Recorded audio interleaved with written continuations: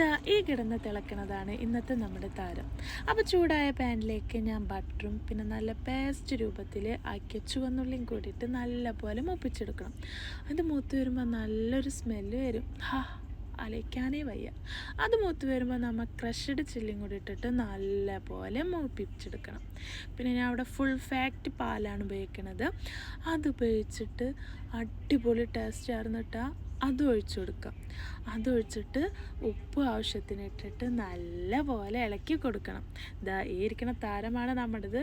അപ്പം ഞാൻ ഒരു ക്രീം ചീസാണ് ഉണ്ടാക്കുന്നത്. അപ്പോൾ ആ പാലിലേക്ക് ഞാൻ 2 സ്ലൈസ് ചീസും ക്യൂബ് ചീസും ആഡ് ചെയ്ത് കൊടുത്തിട്ടുണ്ട്. നല്ല പോലെ ഇളക്കി കൊടുത്ത് ആ ഒരു മിക്സ് ആ ഒരു ബാറ്ററിലേക്ക് നല്ലതായിട്ട് തിക്കായിട്ട് വരണം. ആ തിക്കായി വരുന്ന ടൈമിലാണ് നമ്മൾ വേവിച്ച് വെച്ച പാസ്ത ആഡ് ചെയ്ത് കൊടുക്കുന്നത്.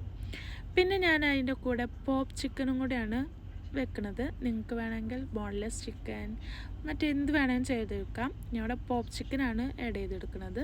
അത് നല്ല പോലെ ആക്കിയിട്ട് നമ്മുടെ മെയിൻ ഇൻഗ്രീഡിയൻ്റായ മൊസറല്ല ചീസ് അത്യാവശ്യം ഇട്ട് കൊടുക്കണേ.